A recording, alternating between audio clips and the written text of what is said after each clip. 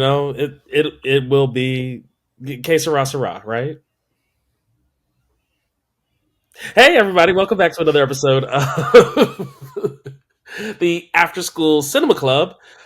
It's your boy Vaughn. I am your actor of the group, joined today, as always, by Dylan, our resident writer, and Jose, our resident director. We have quite a bit to talk about, and by just a lot to say about a few things. I think is really the best way to frame it. But before we dive into news, fellas, how you feeling? I'm good. It's been a relaxing few stretch of days since we last recorded. Saw a great movie that I'm excited to talk about. Yeah. Yeah, it's been a great 48 hours since we last saw each other. I gotta keep the illusion that we have a set. Oh, sorry. schedule. Yeah, it was 4 weeks ago, and a lot had happened. Cool. Insert edits here and here and perfect. No, but in all seriousness, we have honestly, two sets of newses. We have some Marvel news. We have some Apple news, specifically knowing that Apple is talking about cutting back some spending, also talking about licensing some more films. And then in the Marvel world, we have a little interesting update about budget, which I'm excited to hear Dylan's take on budget now. And we also have a little news about the Russo brothers coming back. And then, of course, you probably already saw this from the title, but maybe not. We are talking about Deadpool and Wolverine this week. So let's start with some Apple news, because it almost feels antithetical, but we have Apple's planning to cut back TV spending. Apparently, and this is from Culture Crave. Shout out to Culture Crave. They spent over $20 billion on TV shows and movies since the launch of Apple TV Plus, and they're trying to do less. Gentlemen, thoughts? First, zero credit to Culture Crave. Culture Crave is a pure aggregator that often gets things wrong. Shout out to Bloomberg for the correct reporting. I'm not coming at you, Vaughn. I have real issues with Culture Crave. One of the few accounts that I have muted on Twitter. Yeah. Good to know. Wow. I'm giving credit to where I saw the immediate credit was due. Not to say that I went and found this information. I got it from a person who got it from a person, apparently. Yet and still, if the rumors or if the news is I guess, look, I got overly upset talking about Apple's budget on a few podcasts ago. I would say overly upset. Is that what we're landing on? Overly upset? I apologized. Passionately upset. After the podcast, I was like, "Hey, y'all, I'm sorry. Like that was a little much." They've spent an obscene amount of money on some of their stuff. Like when Argyle being like $200 million, Killers of the Flower Moon being $200 million, F1 being $300 million. And then the other thing that came out is that Severance cost $20 million an episode. That movie takes place in an office. Like they're spending an obscene amount of money. Sorry, but you go. They're doing the WeWork strategy where they're renting out office space for their own landlord company. So Apple spent all this money building an office and then renting it out to themselves to then film, Well, to quote another Apple TV Plus property, it sounds like we're about to get Apple crashed real soon if they keep this up. This is what I'll say. Two thoughts. One, having earned the money, having the awareness of money I've had in my lifetime, these are all pretend numbers to me. None of these numbers are real. Like I think about, if you all have ever, like when the Mega Million jackpot gets like to an obscene amount of money and you're like with a circle of folks and you're like, what are you going to do with that money? And you say like 10, 12 things. You're like, okay, great.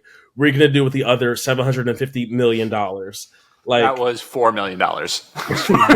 exactly. I'm like, okay, I pay off my mom's house and I pay off this and I like, great. You still have $999 million. What else are you doing?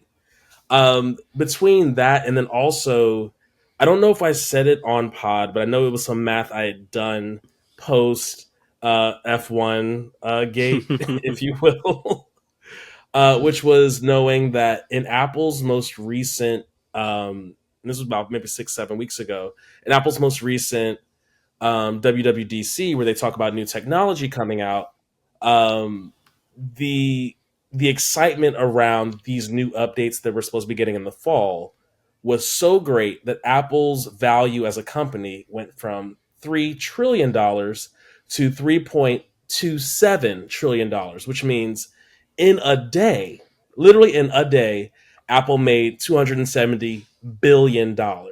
with a B. Again, all of these numbers are fake and pretend to me. It's all monopoly money at this point.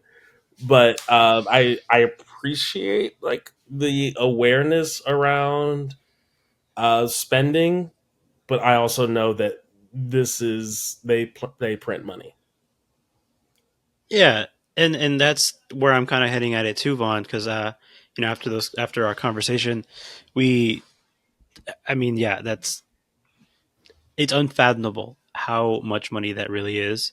And I think your point in the podcast that we recorded was, if not them, then who else? If no one else is going to give somebody $20 million an episode, then who else but Apple? And granted, that comes with a lot of strings attached, for better or for worse. But if somebody gets to tell their story and then get the bag, shout out to them.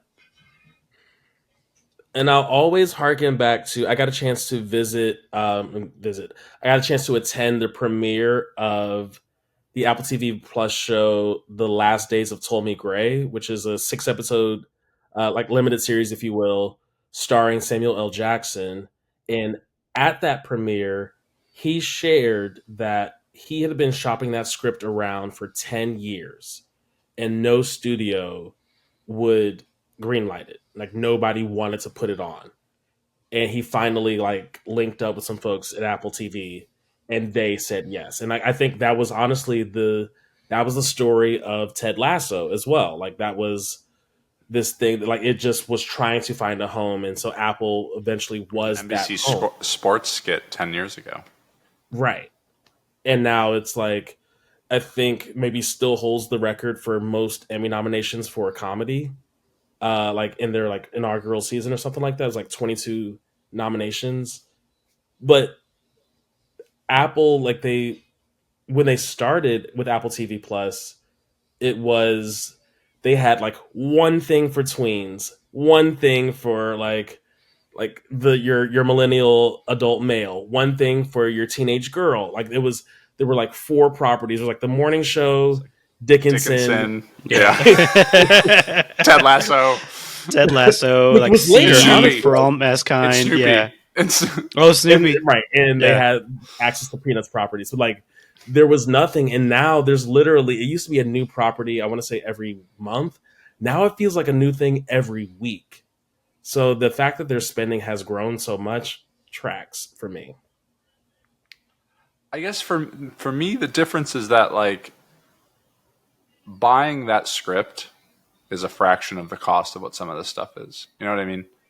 Like, and the frustrating thing is when you sorry, Jose, when you overspend on an Argyle and don't return the expectations, when you overspend on, and look, I think it's a little bit different when it's something like Napoleon to a small extent and Killers of the Flower Moon to a bigger extent. That's like, we're making a fucking Martin Scorsese movie and we're going to spend whatever we want on it.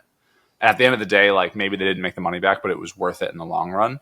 The problem with something like Argyle or potentially F1, we'll see how much money that makes, is when you don't get that money back, everything else then is going to suffer.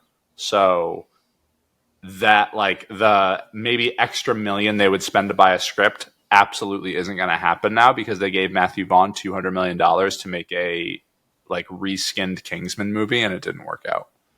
Like, so that's the only thing of like, you could probably spend 25% of less than like of that money, you could probably make Argyle for 175 million or 150 million. Or you can make Ghosted for a little bit less. Like there's just ways where they could have. I feel like a more mature studio wouldn't have just thrown money around like it was nothing. And I'm a little bit worried now as to just what, now that they're going to try to rein it in. It's like, well, what's going to get cut then because of that? That's all. To counter that, though, again, just going back to the fact that they are the richest company in the world, and they are allowed to do that. But also, to your point, they are like a relatively younger company in this particular space. And the like you think about like when Netflix first started and how much money they invested in either in acquiring all these properties, or like when HBO came out, or like when all these other streamers came out, they either had somebody backing them or spent so much money to get ahead, just because that's just the nature of startups per se. You have to burn money for 10, 15 years until you start to slowly make your money back. But with Apple, they are already there. They're already the most valuable property in the world. They could spend all this money, and sure, we'll see if they still have this like reckless spending habits in a year when things are different, or maybe tomorrow when things are different. Like we don't know, but Yeah. I just going worry it back, ends up being like Netflix, where they just start to take properties in the back and shoot them in the head. I And I mean, just get scared.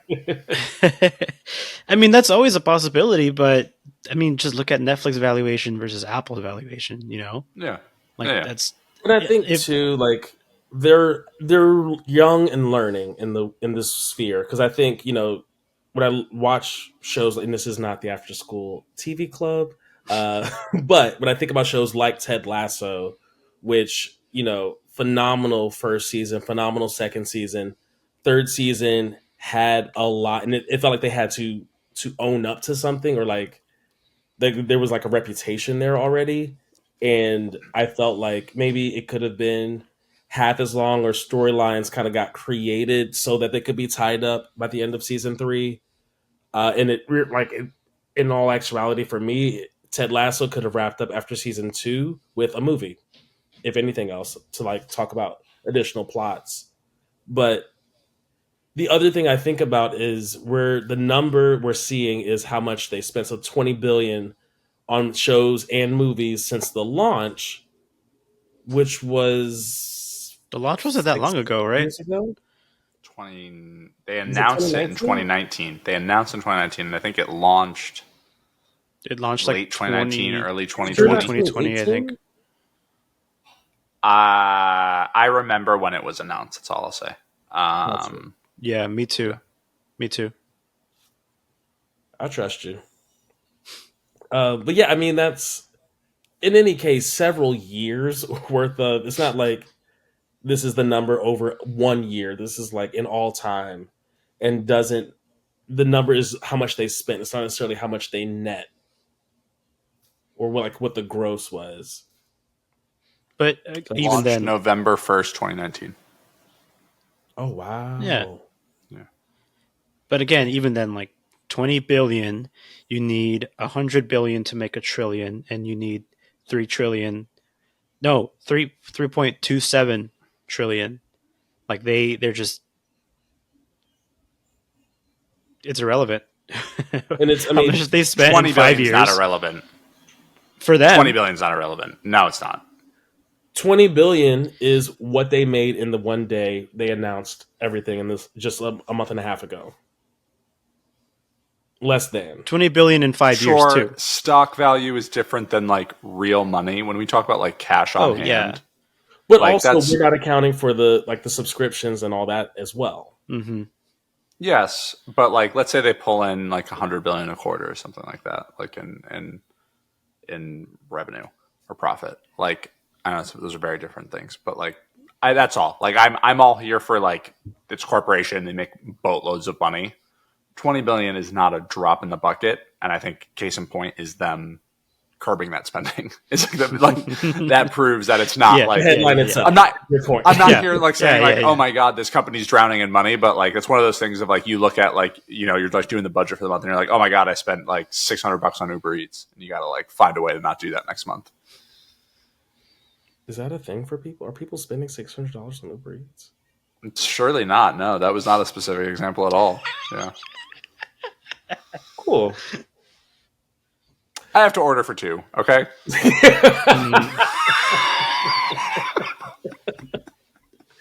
Fair enough. And I just moved. It was hard. Not a lot of groceries. Not trying to have to do extra dishes. Anyways, talking about Anyways, Marvel. after school, I used the after school cinema club code for Uber Eats. First month free. Offer code econ class.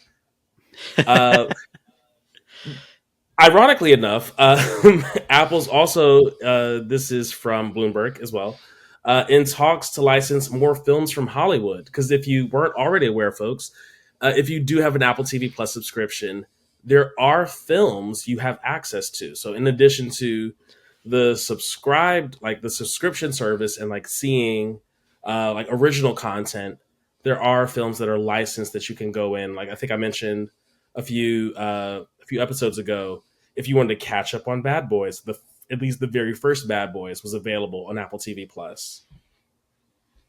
Yeah, I had no idea they started licensing movies until like I think I opened it up on my TV once and was like, "Oh, I could just watch this. That's cool." I thought I had to pay for this. Um, Let me see what's on there right now. I think it's they do it in like small cycles of if it's like an actor or a director of another project they're currently working on, which I think kind of makes sense. I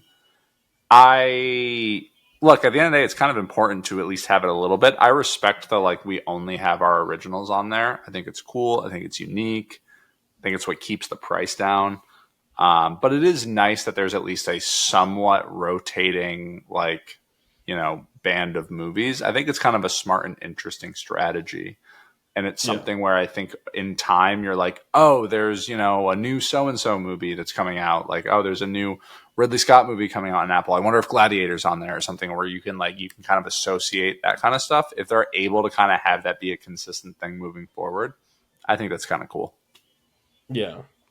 They have a bunch of Olympic movies out right now for the Olympics. Shout out to Team USA.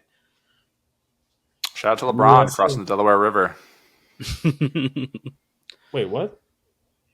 LeBron was the flag bearer with Coco Gauff, and he was like holding the American flag, and it looked very much like George Washington crossing the Delaware River. Okay. Yeah.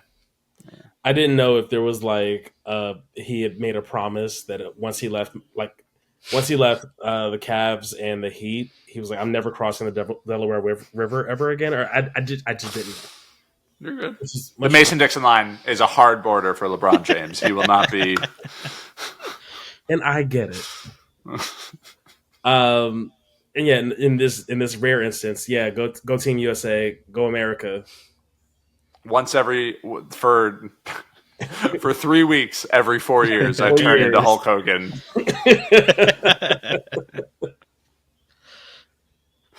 But yeah, I think, you know, just to tie this to the last article, this is folks trying to secure subscribership. If we can keep people subscribed to the service with, you know, if not our original content, a cycling carousel of content that they will enjoy or that is somehow linked to stuff they enjoy, great. Yeah, it's better than like the Peacock model of like, we have The Office. It's like, That's the tough thing with these streamers now that everything is so diversified. There's like no way to like naturally kind of develop an audience, right? Because at least a couple TV shows I've seen on Apple TV Plus, like what was it, The Morning Show, like a phenomenal, Ted Lasso, phenomenal, Mythic Quest, really good things. I heard really good things about For All Mankind, For C. Like these are all like, if you've seen these shows, you can constantly just like go to bat for these shows, and even stuff that is still continuing to come out. Like the Dinosaur Show is amazing, but no one's really going to talk about them and there's no way for that to naturally sort of like develop and kind of get the ball rolling. I think the closest thing to that was Ted Lasso, but personally, I feel like they fumbled the bag with Ted Lasso and getting it into like a mainstream sort of approach for the show. Oh, I disagree. I think Ted Lasso is super mainstream. It did a Nike collab. Like I But think it was, if anything, you know, yeah, that's the exception. it is the one show that they have that like everybody kind of understand or like everyone kind of attaches itself to, but nobody is continuing to subscribe to TV Plus once they finish Ted Lasso. And if they're subscribed Yeah, to I TV agree with Plus, it's that. because they forgot to cancel their free 3 months when they bought an iPad or something. Yeah, I mean, I feel like TV Plus has the reputation of like it's not very popular, but there's a lot of really quality shows on there. Like I feel like I constantly will see the meme of like, TV Plus stuff is so slept on, or like, you know, It is. It really is.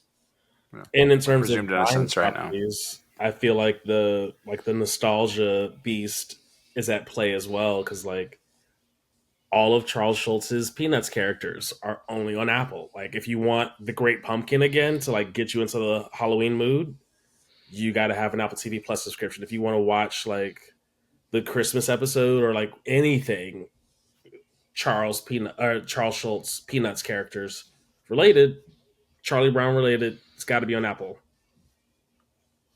Snoopy's having a bit of a comeback. Y'all seen that? People are starting to fuck with Snoopy again. He's like coming around. He's like on tattoos, on like blankets. He's making a renaissance, I think. So you having his Hello Kitty era? Yeah, yeah. People are fucking with Snoopy and Except Woodstock. Shout out Snoopy to Fucking with is Woodstock. Snoopy. still an actual dog. Oh yeah, because they said that like a Hello Hello Kitty is Kitty like not a apparently is not a like cat. not Oh a yeah. cat. Hello Yeah, and Kitty it's like apparently is a little girl. yeah. I mean, I'm all for trans rights, but that's confusing. That's the soundbite. That's the soundbite, 100,000%. Look, I stand with Hello Kitty. Okay, I'm just simply like I'm here to learn. Okay, I'm coming in with an open mind. Shout out to Hello Kitty. Yeah. Anyway, back to the point. Yeah, I think in order to try to help curb the 20 billion of since ever for Apple TV Plus, licensing more content to keep people locked in and engaged, great strategy. Go for it. Speaking of keeping people locked in, uh, we have apparently the Russo brothers maybe making a return to Marvel. So fair warning for all the listeners. From here till the end of the episode, it's going to be all Marvel nonstop. Vaughn is on the highest of soapboxes. He's got the widest of pedestals. This is Vaughn's show for today. Wait, what? Sorry, what? Take it away, buddy. It's all Marvel nonstop. Okay. I have already come alive this episode. It only gets more wild and bizarre from here. But yeah, I think this is an interesting take. To be quite honest, it feels a little reactionary based on how the most recent phase went. Uh, Given that we had, I think about really how the Eternals went with Chloe Zhao, the reception from Doctor Strange Multiverse of Madness, all of these directors given very very free reign to like be more in their own bag and less in the Marvel bag. This feels like a reaction or response to that and saying like no, people like the Marvel bag, people like the Marvel thing. Russo brothers, for any of those who are maybe less familiar, uh, did Captain America Winter Soldier. They also did the Infinity War Endgame. Uh, They do Civil War giant. as well. I believe Civil War as well. That feels right. I didn't want to jump in and say that, but I believe that's right. Yeah, let me check. But they are Disney darlings, Marvel Yeah, darlings, if they you did. will. Nice.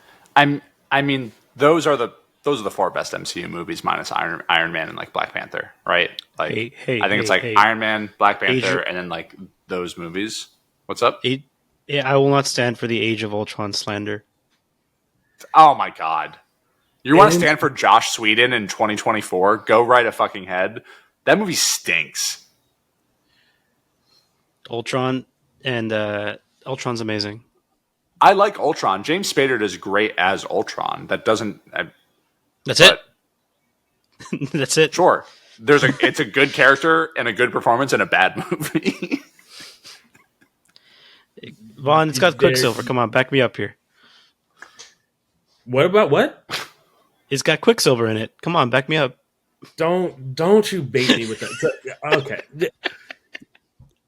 Okay. Because my goal here is just to like stick to the movie part of the news and not go too crazy in the comic side. That Which I think we should do. Yeah, because Age of Ultron is I have problems with it for multiple reasons. The deep comic fan in me is that a lot of what Hollywood will do with a lot of these films, and I get it, but I don't appreciate it, is Frankenstein storylines from other characters to give it to the thing that the people already know and like. Ultron was not created by Tony Stark slash Iron Man. He was created by Hank Pym slash Ant Man.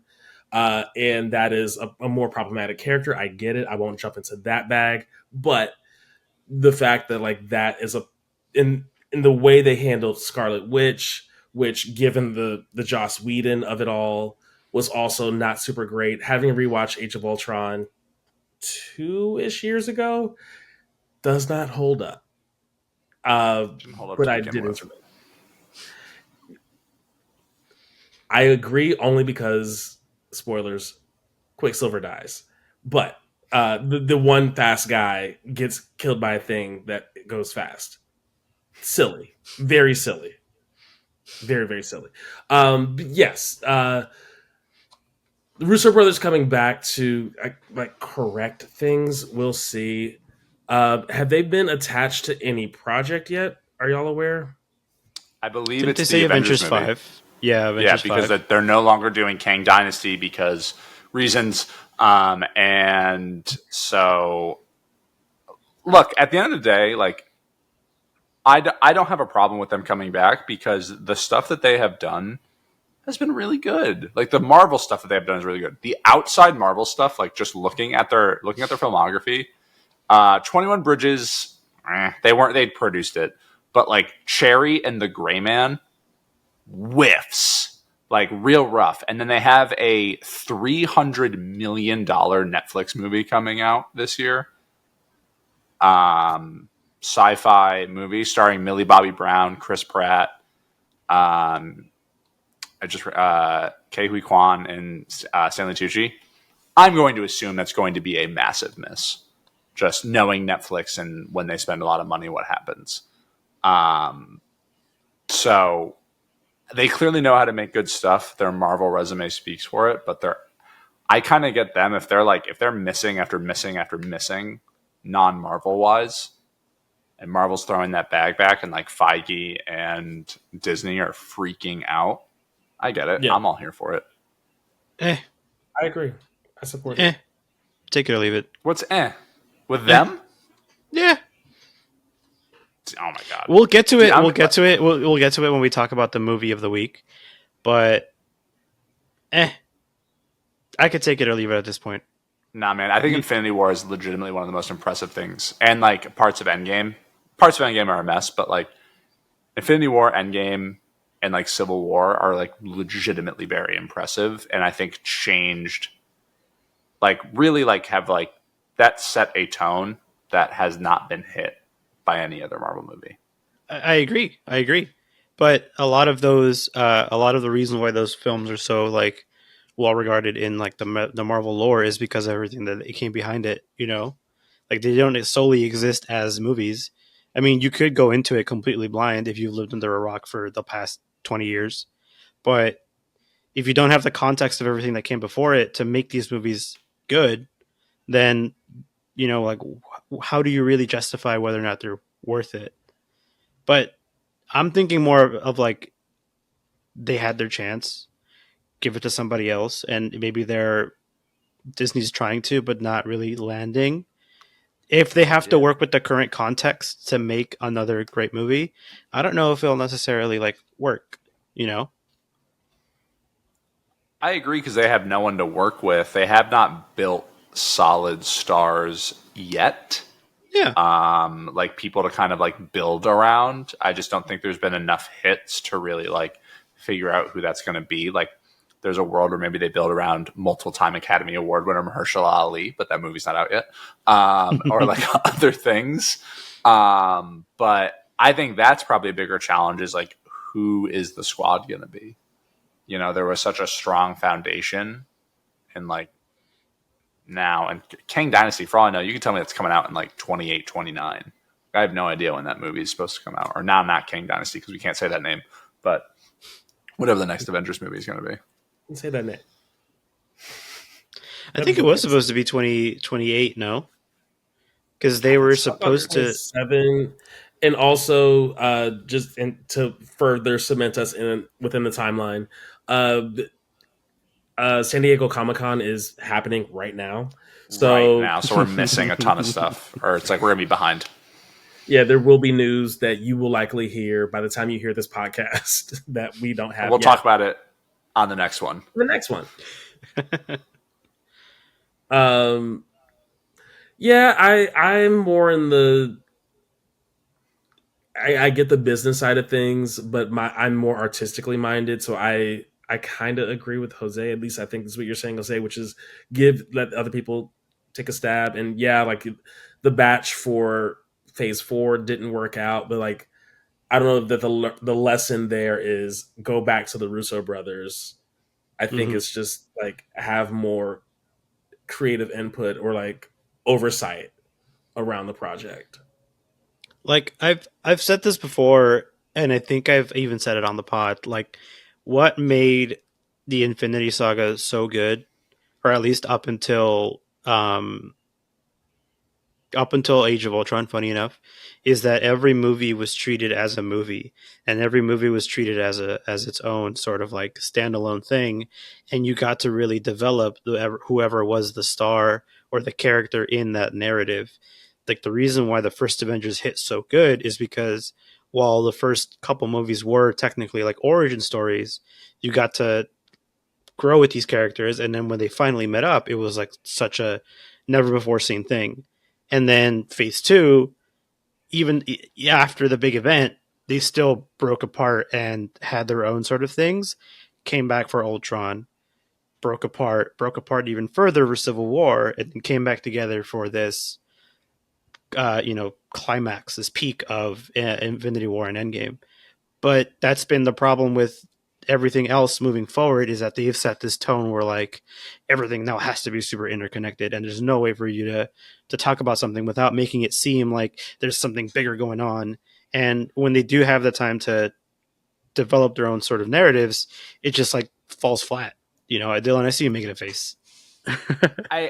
I think that's a thing that I think that's a talking point that people make is like, oh, they're not all just standalones. Eternals was a standalone movie. It was just not a good movie. Shang-Chi was a standalone movie and a very good movie. I really like Shang-Chi. Not talked about enough. I think a really, really solid movie from this phase. I think Black Panther presents its own unique problems because obviously Chadwick Boseman, unfortunately, is no longer around. And like, I didn't really have a huge issue with them bringing Riri Williams in. That's actually maybe one of the few parts of the movie I really didn't have an issue with. It was almost everything else that I didn't think worked out in that movie. Very different circumstances, I think, with that for me. Some of it, yeah, needs to be interconnected. I just think the movies haven't been great. Like, I Winter Soldier brought in more characters and more an interconnected story, and it's amazing. And maybe my favorite Marvel movie outside of like core Avengers movies. I can't say like, oh, hey, here's the definitive reason as to why, but if I'm looking at those two guys as like, we were in our bag when those guys were around, we were in our bag, and we are deeply not in our bag, as talked about in our movie of the week that they literally said on camera. I get it. This is a break glass in case of emergency. They are on the brink right now. They are on the brink. If they have another phase like this, it's Jover. Like, it's just gonna, like, And what there's I'm nothing. saying is, it's not going to work out. Oh, I don't think it's. I'm cautiously optimistic. I'm not like, oh great, Marvel's back, but I'm more optimistic with them at the helm of an Avengers movie than if it was someone else. I think the one of the core issues is that the mediums do not translate, as it's not a one-to-one translation, in that we, in the comic book world or comic verse, we know that, okay, you're watching this version of this story of this character. The Spider-Man book I pick up today is going to have a lot of the same core beats as the Spider-Man book I might have picked up 20 years ago, as I might have picked up 60 years ago. But ultimately, the characters cannot change. Like, their circumstances do, but the way we know these characters, they are not allowed to change. Like, comic book characters have to be static. That is not how the movie world works. Like, we want characters to change. We want to see growth and a shift. And one of the shifts that Marvel has introduced, based on like the timing of when the Russo brothers came in, so like when they introduced Winter Soldier, when we get to Civil War, Infinity War, etc., is a world coming together.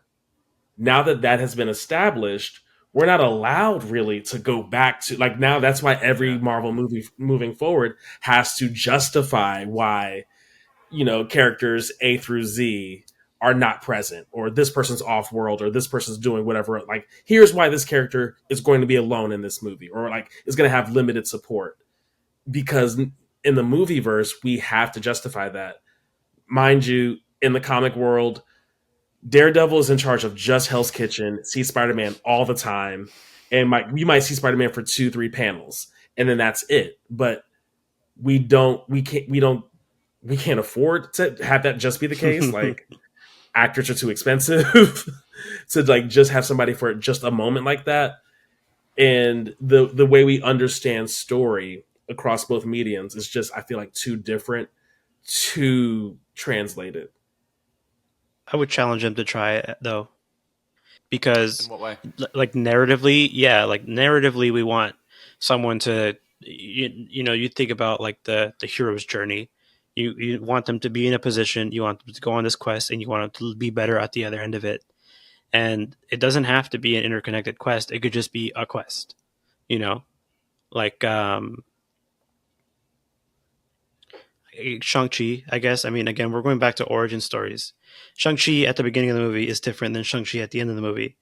But looking at like Doctor Strange at the beginning of the movie is almost the same as Doctor Strange at the end of the movie, except now he has like something that we don't really we didn't really get to see develop, because everything that he goes through kind of just like starts back at the beginning of just like where it is, you know.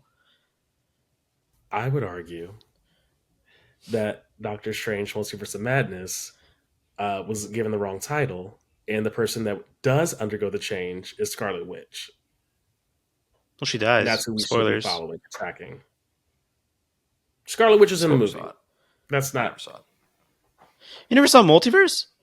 It looked so uninteresting Wow. You from the just hate get go. I Latinos, was dude? never. Yeah. What? Are there even. The star is a British This man, and the girl is the Latino, sister bro. of the Olsen twins. What's the girl? America something. America Chavez. America Chavez. Yeah. But she wasn't like marketed in it. Yeah, she She's was. in it. I know she's in. She She was surely not was. marketed in it. Okay. It was all about Doctor Strange and evil Doctor Strange. That was the main marketing of that movie. It was. And Your I went, algorithm is this being revealed looks to me in this moment. white nationalist. But I like it. Just didn't look interesting, and I think I'm better for not wasting 2.5 hours of my time. It was also like pandemic era where I was just like picking when I wanted to go see movies, and I was like, that was not it. You know, Fair I've enough. come to realize that I still have seen every Marvel movie in theaters, one way or another. Even after all of the shit that we feel about Endgame and stuff, I have seen I've every movie seen in theaters. most. I've seen most. You saw the Marvels in theaters? Mm-hmm. Yeah. I saw I it in thought you'd. 4DX. At least it Oh. was interesting then. Um, Wait. When we have another off week where we're like talking just content and not a specific movie, I'd need to circle back to all of this.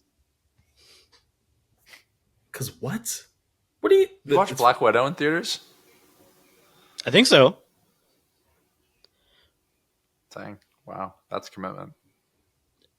Yeah, I think the only one I didn't see was the Eternals, and that's because something came up, I think, and then we never got to see it. Yeah, yeah.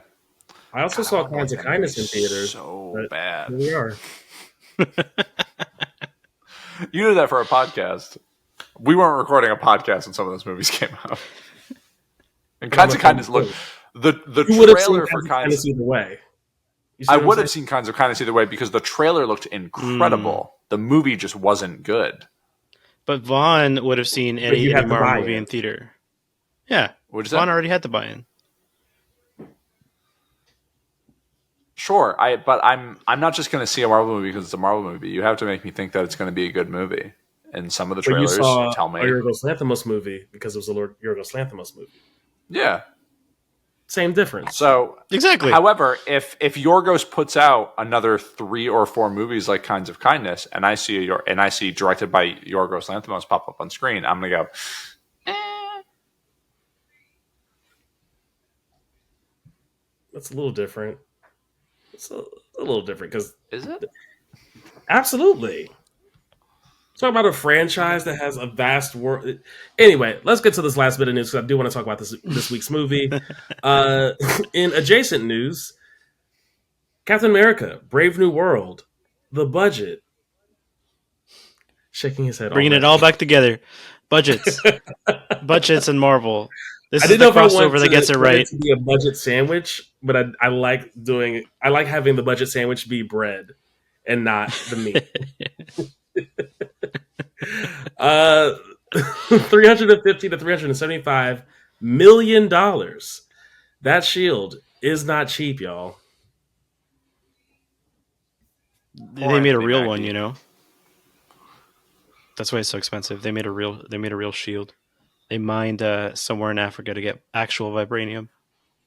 I mean, I'm guessing this is because they had to do like pretty significant reshoots, yeah. Because I remember that being reported on, and they changed the name because I think Captain America: New World Order, which was the original name, sounds way better than Brave New World, personally. Um, but yeah, it's like upwards of almost $400 million. That is obscene. That's I obscene. mean, this movie's been in like development hell, if I remember the timeline correctly. Because yeah, it started filming like ages ago, and then something happened, and then they picked up again, and then they changed the title, and then a lot of other things came up and around where I am just now I am just now realizing that it's coming out in February. I thought this was slated to come out a lot earlier. I thought it It's was coming supposed to come out on this holiday Valentine's season. Day. Which Um, is when the first Deadpool movie came out, by the way. We'll call back. We'll call forward. But apparently I the think reshoots. yeah, Sorry. the reshoots appear to be because Giancarlo is attached and being a new character introduced to this film. I guess he wasn't attached originally. Apparently it's 3 action sequences that cost upwards of $100 million. Now, the other thing is, not that you guys really are probably going to give a shit. Seth Rollins, who's like one of the best wrestlers in WWE, is one of the villains of this movie. They didn't show him, but I'm fairly certain that you hear his voice. He's like one of the voiceovers in it. Mm-hmm. Now, they also had George St. Pierre, MMA fighter, was in one of the Captain Americas. I think the second The Captain second America, one. maybe. Yeah. So like they have a history of like going into the combat sports world, and I'm curious to see Seth Rollins in this. But like, I don't understand. Like, there's this movie doesn't take place in space. A lot of shots in DC. I do not understand why this movie costs so much money, and I just worry because that's putting a lot of pressure on Anthony Mackie, who I love, and I just get really worried that like this might have like this is going to fall back on him. I mean, it absolutely will, because that is honestly a part of the crux of this film, and Sam Wilson as Captain America, is that like a black man Yeah, picking up the mantle, even though it was a black man's mantle in the first place, uh, is like I wish they leaned into that more in his show. I think they're going to lean into it in the movie. No, yeah, but still, I think but the yeah, show leaned into it more. Yeah, to try sorry. to justify or like make sense of the cost, I think you highlighted two things there, Dylan. So like, yes, it's starring Anthony Mackie, who plays the Falcon, whose thing is that he flies. It also takes place in DC, a place you cannot Can't fly in fly. DC. Fair, fair. You put those two things together, and that's going to start costing money. I concede.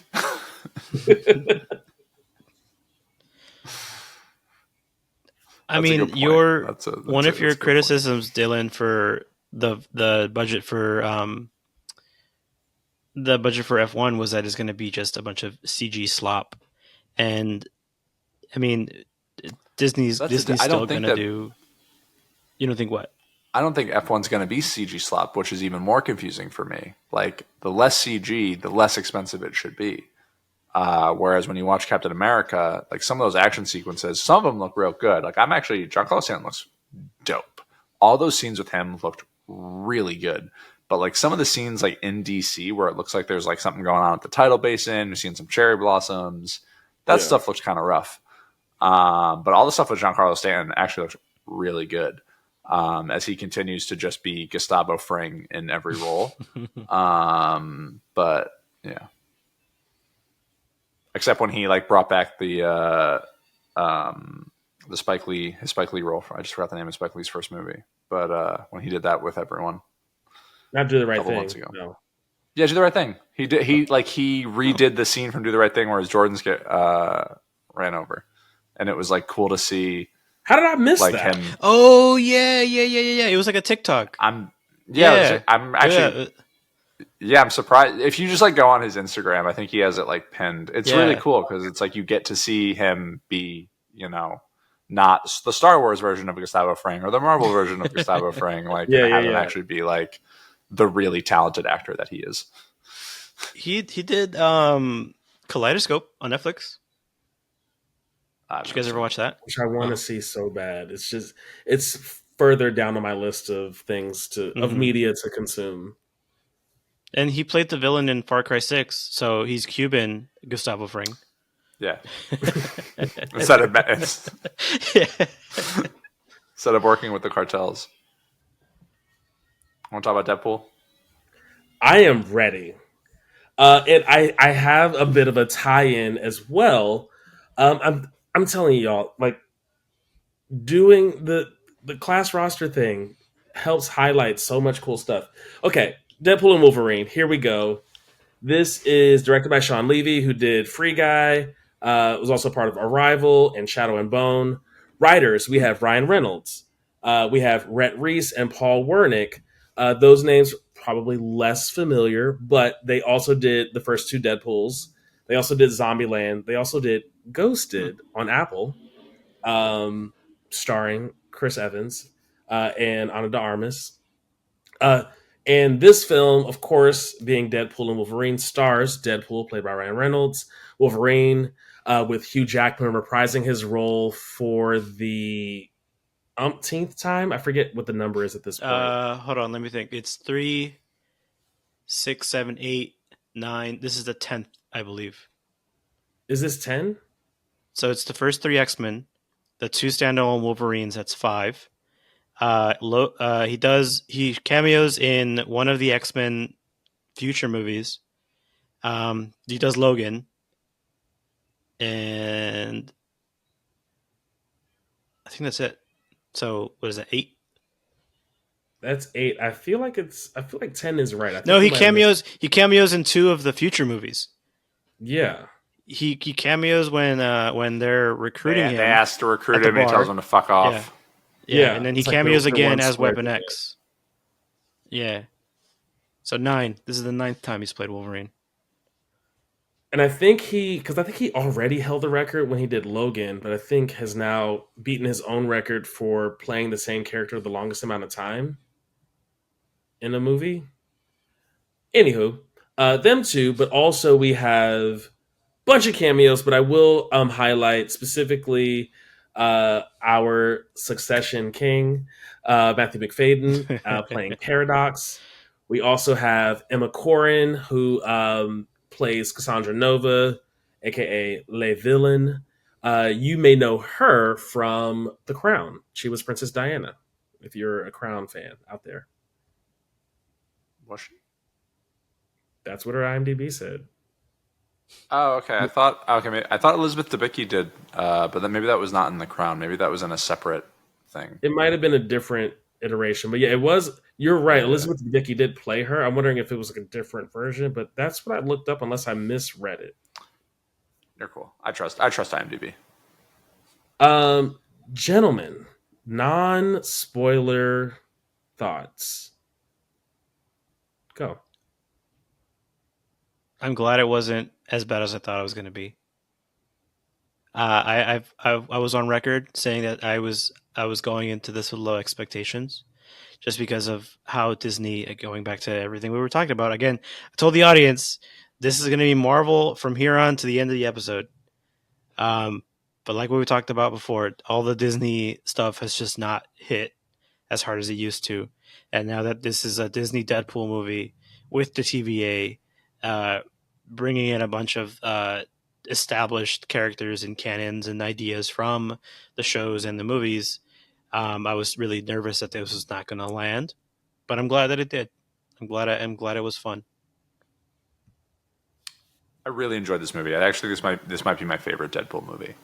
Um, I can't believe they got away with what they got away with, to be honest, and what they said, and were given the freedom to say. Um, I really enjoyed it. It's fun as hell. I really recommend it. You don't have to be super plugged in to Marvel to get it.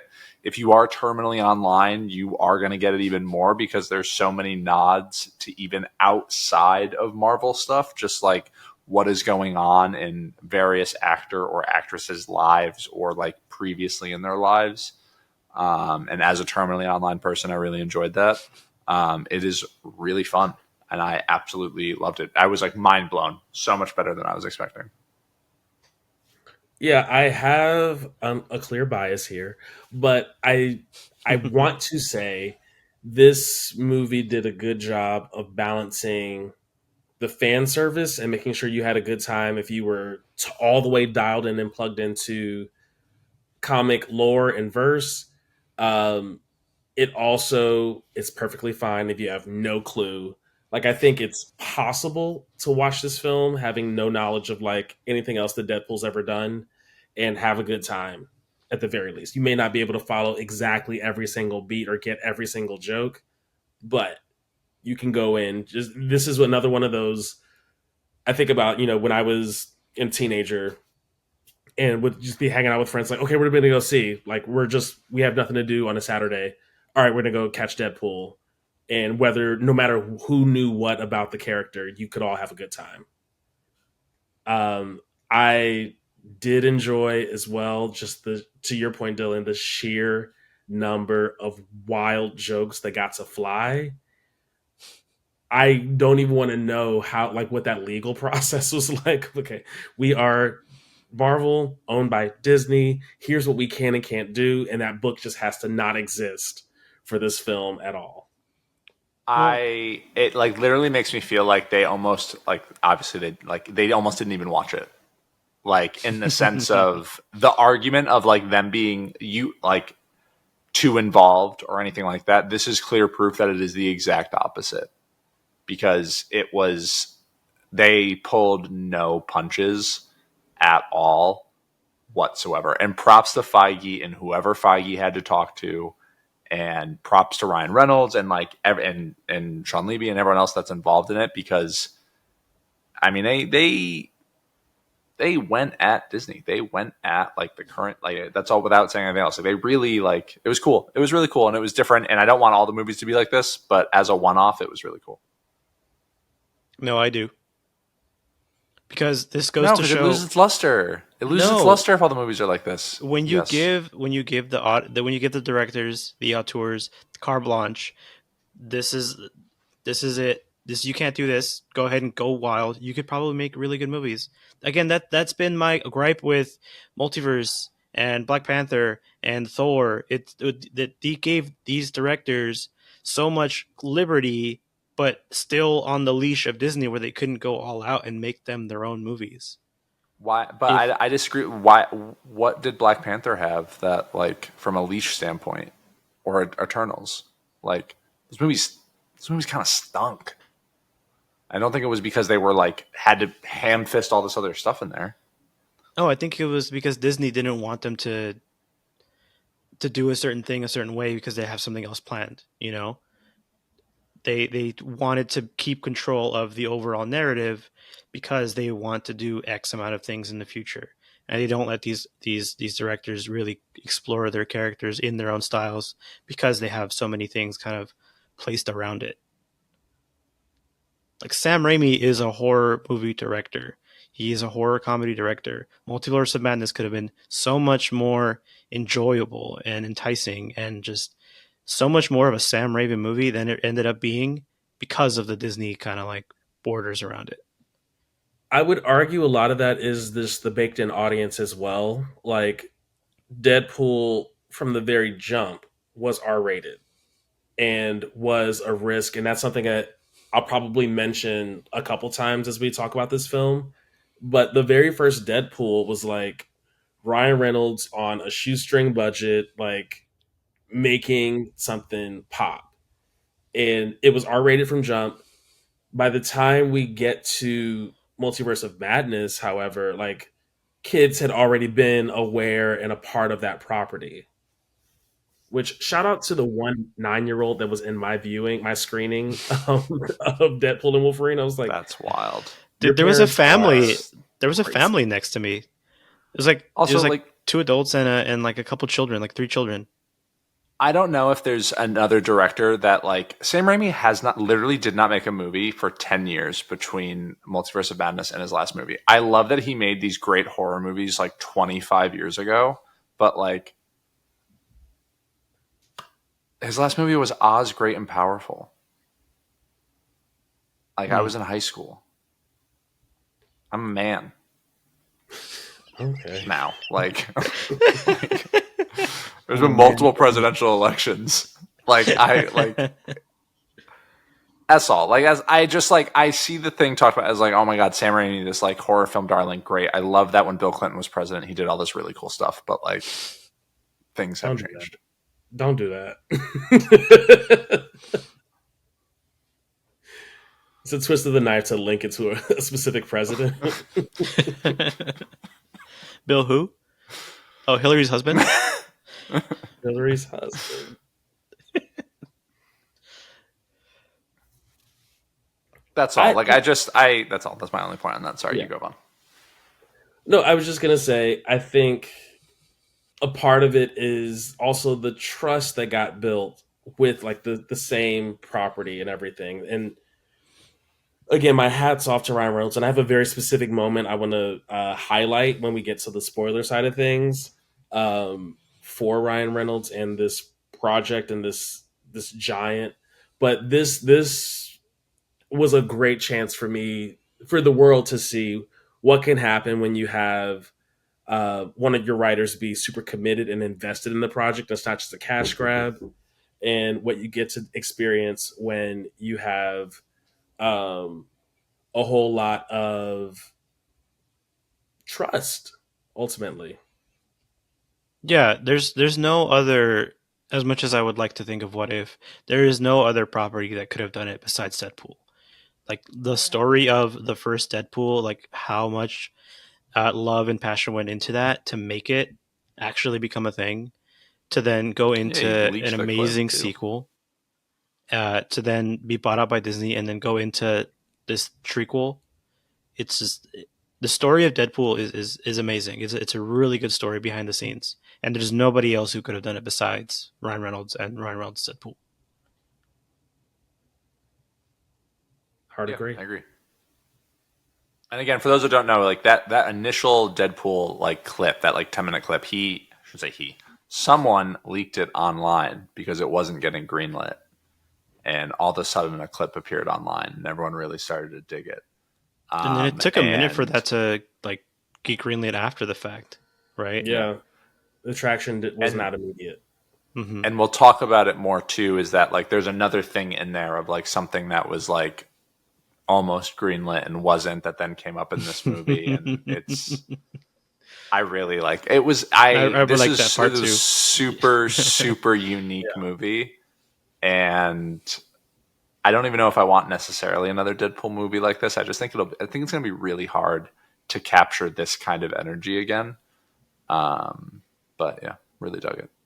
Yeah. Um, no, I think it is so unique and so specific.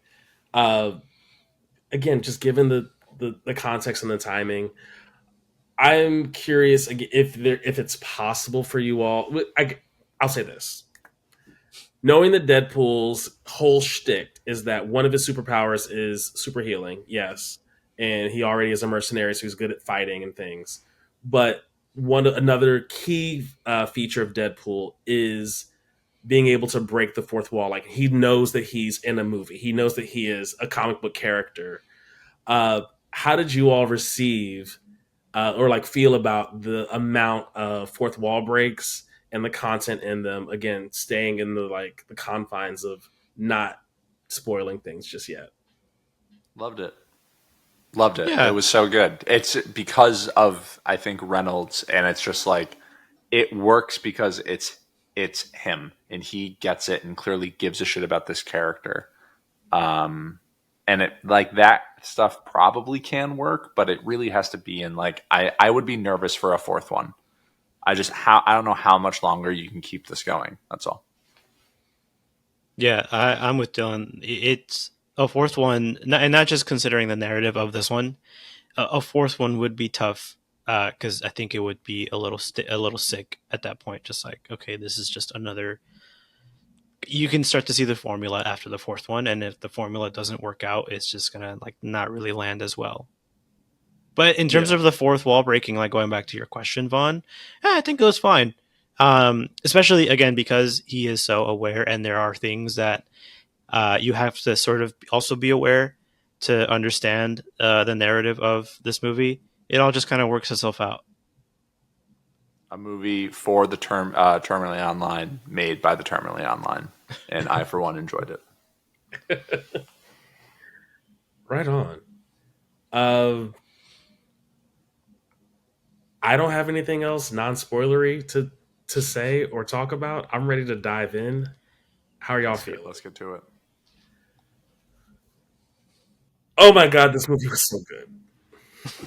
I'm I shocked. this for this movie to have like been a Trojan horse, to be a in a lot of ways a very raunchy Yep, love letter to the yep, Fox franchises yep. was such a delight and a thing that, again, like I'm not a spoilery person, or like I'm not a trailer or teaser person that much anymore. I'll do maybe one quick thing and then I'm like, yeah, cool. Just wanted to get the gist. I'll be there. But because of that, so many of just the sheer amount of cameos alone were so good to see. I mean, just from the misdirect with Chris Evans being there, and he's got his blue on, and you're like, oh, he's got I a little almost brother got Mike so mad. I almost got so angry. because you thought it was Why? Cap. If it was Cap, you would have been angry. Yeah, I thought they were gonna be Cap. If he was Cap, I might have gotten up and walked out of the movie theater. I'm gonna be honest. No, Um, no, you wouldn't. What? yeah, no, I have no desire. I have no desire. It's on a perfect bow. And I was like, oh, is this his thing that like because he fucked with the timeline, they like sent him here? Oh, sick! I love that. So cool. And then when he says "flame on," I almost stood up. Like I was just like, let's fucking go. Especially for I was like 10 when that movie came out. Like so that has like such like a like grapple on my like nostalgia that Yeah. it was just like I know they're not like great movies, but like I love those movies just because of like the age that I was. So I was like all for it. It was super funny. I would argue they are great movies. Oh. We don't have to go Go into that. back. Let's talk about Deadpool. Um, I think I was ready. I was ready for the Captain America journey only because this Ryan Reynolds able to get Hugh Jackman out of retirement as this character was massive enough. But getting Wolverine, who, for all intents and purposes, there had been comic jokes about Wolverine, especially in the '90s, like '80s, but '90s and 2000s, where based on the comics that were getting released and the different teams and stuff, and all the teams that had Wolverine, somebody put together a schedule and it proved that like Wolverine literally would have to have been catching flights across the globe in between missions on different like because he was that prevalent. But one of the things that is a part of Wolverine's origin story is that he fought in World War II with Captain America, and also Nick Oh, Fury, but that has kind of gone to the wayside as well. Oh, I was curious to see like Chris Evans as a variant, not necessarily the Captain America we know, but a variant of Captain America who kind of remembered a variant of Logan. yeah, because there was a like the low pan shot of like the rubble when they go into the void. There is a Captain America like vintage hat and a Captain America shield, and Yeah, even oh, I like missed his that. accent is like so not MCU Captain America. And I completely thought it was.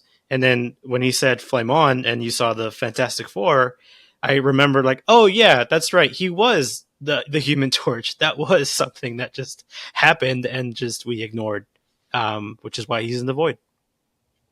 yep. It was a really good misdirect, but I that's a really slippery slope of the like, oh, it's just a variant of him, and like that's just how you backdoor and like shove $40 million down his throat until he says yes, and I don't want that to happen. I mean, And Deadpool makes a joke about that when he's talking to the adamantium skeleton. He's like, "Hey, what's the only thing that's gonna make you come out of retirement? Like, oh, a fat bag of Marvel money." And I also love how they handled that. Like I really did love the whole like burying up and I was just like it couldn't have been handled better. He's like literally beating his corpse. Like that shit was really fucking yeah, funny. Like it was just it was so on the nose and perfect. yeah, which and I which I mean, gotta say, yeah, what an amazing opening sequence. Were you gonna say yes, that? Yeah. literally yes. Like to use the corpse of Logan to kill all these TVA agents. Like, To oh my recreate goodness. beat for beat the "Bye Bye Bye" Yeah. music video. Which was definitely a backup dancer, not actually Ryan Reynolds, right? You don't know Nah, that. that was probably him. That's my thing. That's the thing I love the most. I'm like, I have no clue if that was actually Ryan That was Reynolds him. doing the dancing That was him. parts or not. That was him. It definitely wasn't him. I don't think he's in his 40s. He can't move like that. That Ouch. was him. At Comic Con, someone's gonna talk about it, and he's gonna like do a little bit. That was him. Who else but Ryan Reynolds? You know. A professional dancer. A 26-year-old professional dancer.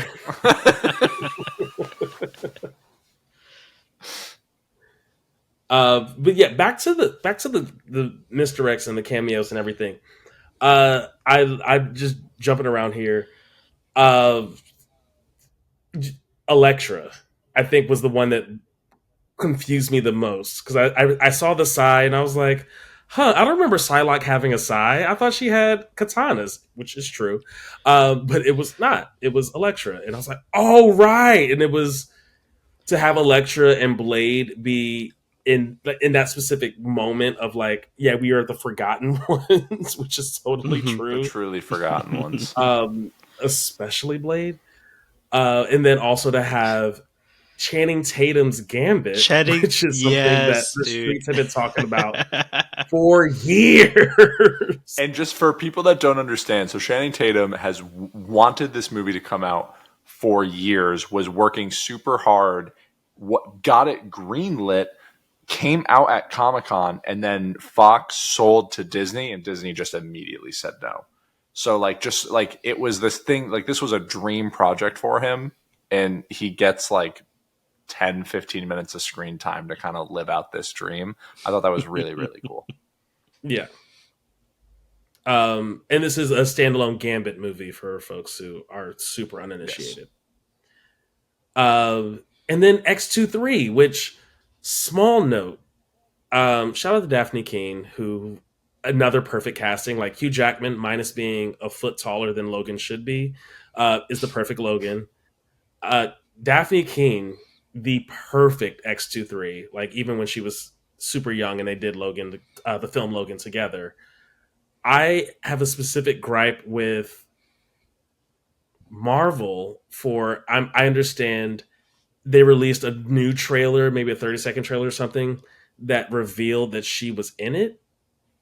Oh, Oh, did I'd be they? pissed. This was maybe like sometime like the week of like so this week, the week of the film coming out. Oh my god, Mm, why? Like, why? It's a And Deadpool movie. You I don't even need to had reveal been that. ducking, all trailers and stuff like, oh, cool. I have no interest, skipping mhm. through.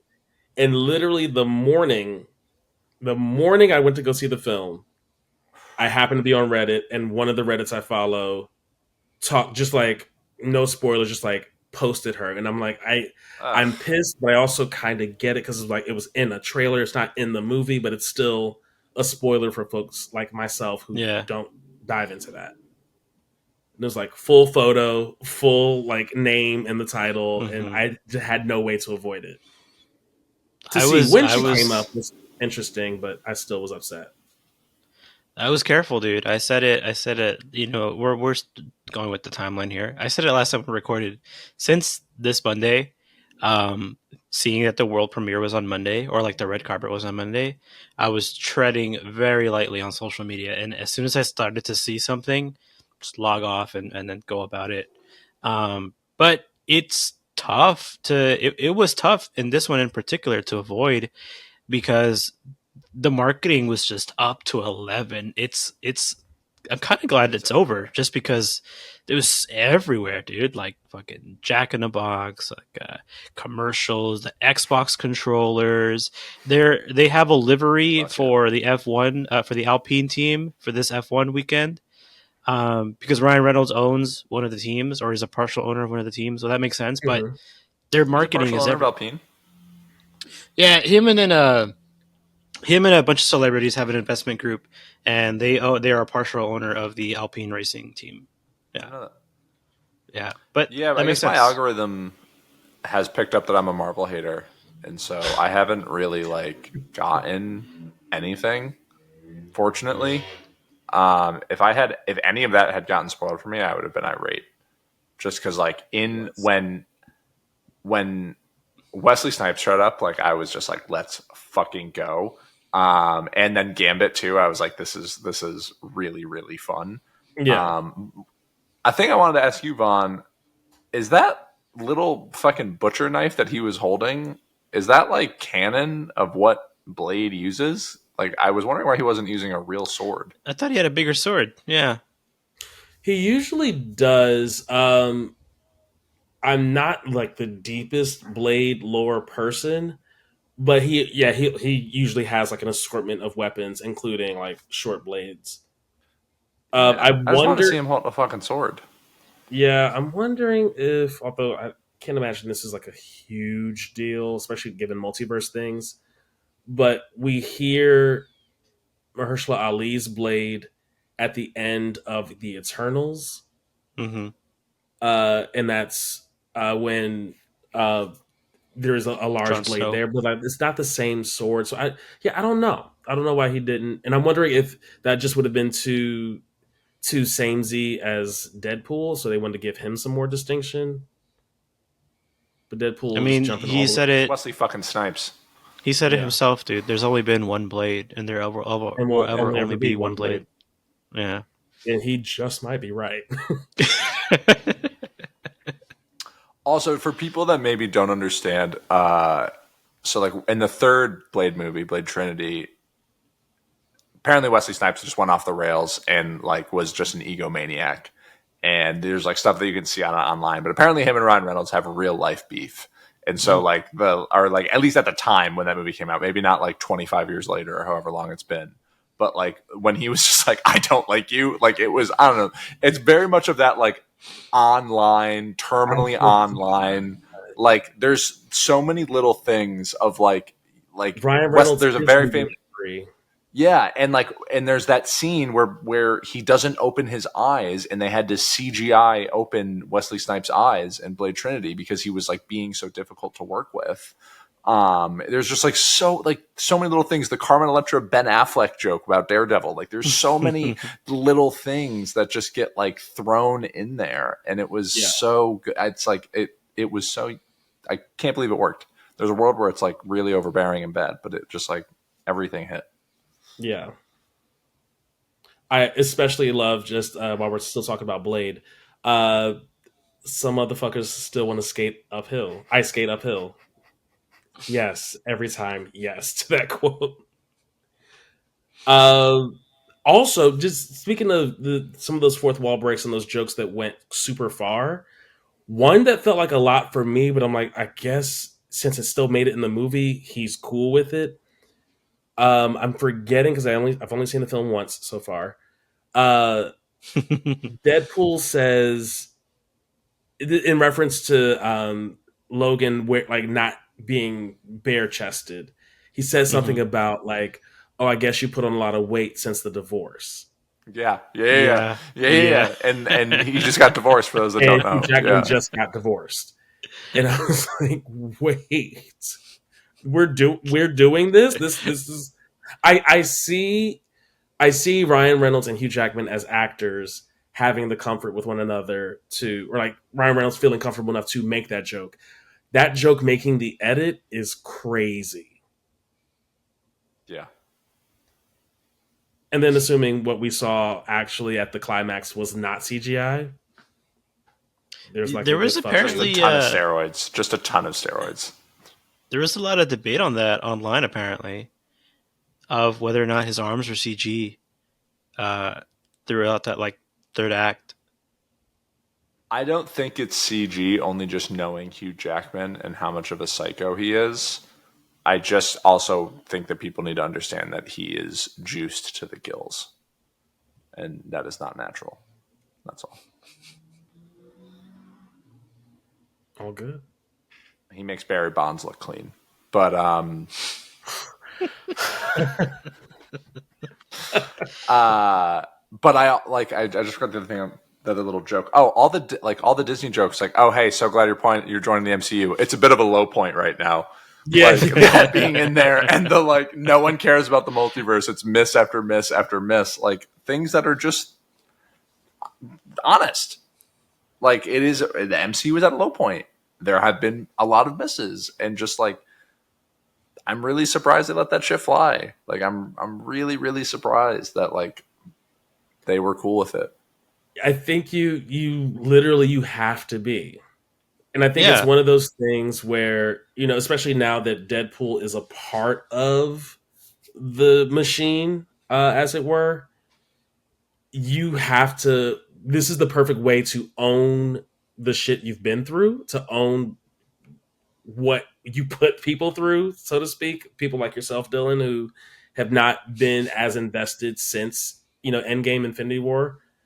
like this is the way you address all of that and still uh get to like if you I think about like when like growing up, you know, if there's the kid on the schoolyard or whatever who is fat, then that kid is going to make the fat joke first. Or if somebody is, you know, they're too skinny, like I was bone thin, so I was always the first to make the skinny kid joke, so I could get to the thing before somebody else could use it against me. Like I think about that for so many of like the fourth wall breaks that like yeah Deadpool is kind of on the outside like looking in, but it's now Marvel getting to make fun of themselves, and if they own it first or if they like they're leveling with us, it kind of felt like I don't know, how'd you feel? Well, again, no one could do it but Deadpool, and I feel like I remember hearing that there was so much like discourse or pressure or just like it was kind of like pulling teeth for Ryan Reynolds to get this approved because I mean it was in the trailer, I think like the first trailer, but they mentioned that like the only thing that Kevin Feige said was off limits was cocaine. Like I think that was a quote even before the movie came out. Like I think Ryan Reynolds was like, "Hey, there, I want to get carte blanche because there's no way I can make this movie without getting carte blanche. Like I cannot, I will not agree to make another movie unless I can do it my way." And I feel like I Yeah, remember a lot of that discourse online before this came out. So to your point, Vaughn, yeah, it could be that they're using this as an excuse to kind of get in there, but this could also 100% be just Ryan Reynolds like trashing on Disney and Disney being like, well, I mean, we already agreed to it, you know, like we kind of have to roll with the punches here. yeah, you fully have to lean in on it. Yeah. And as protective as they are with their IP, like I think they had a lot of valid criticisms without being like rude about it. Like they could have just shit on him like everybody else does online, but they didn't. They acknowledged their mistakes. Yeah. Given also this being a raunchy love letter to Fox, as I call it, uh, or to all the Fox properties, did you all have like a favorite cameo that like sent you over the moon? I honestly, I didn't really catch that until you mentioned it, like at the very beginning of this segment, where it was a love letter or a love letter to all of the previous Fox stuff. Because up until this movie, I was rewatching all of the X Men stuff to see like Wolverine, and so Hmm. in even like the first initial convoy, I was like, oh shit, that's Sabretooth. Oh shit, that's Pyro. Oh shit, that's Lizard or whatever his name is. And then Toad. It going in Toad. was the same actor who played Darth Maul. Shout out to Ray Baker. Oh my Oh my god. god. Yep. Huh. But yeah, I was watching all of those, and then when they finally get to her lair, and then they have like the other Fox stuff, like they have that devil guy who can TP, and they have the OG Juggernaut. I just like I was already thinking about them. That I didn't really, it didn't really make sense to me that they were supposed to be like cameos or like they were supposed to be anything until you mentioned that this is like the forgotten sort of like area. Because to me, those were technically alive because I had just seen them so recently. The only Mm-hmm. the only forgotten characters were um, Gambit, Blade, and like Elektra. Because I Yeah. mean, Blade came out how many years ago? Daredevil came out how many years ago?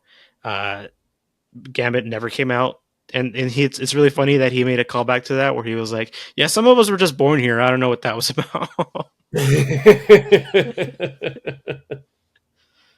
I was surprised at how good his Creole accent was. Okay, was it Yeah, good or was it it felt bad? Because very what was the film with Bobby Boucher? Uh Waterboy. It felt very Waterboy coded, which One of one of my best friends from Louisiana. So when he sees the movie, I'll like ask. Van Lathan said it wasn't good. Van Lathan's from Baton Rouge, Louisiana, so he's gonna know better. But he's born in Alabama and spent time lived in the bayous of like Mississippi. So like I think he has a decent idea of like what people sound like that sound like that. Shannon Tatum, I'm talking about. So to me, I wasn't like, oh, this is awful. Like I thought I got it. I've heard much worse like impressions. And they made fun of it too. Like, who was your dialect coach? The Minions. Yeah. Like, that shit got a huge laugh out of me. Yeah, I thought it worked personally.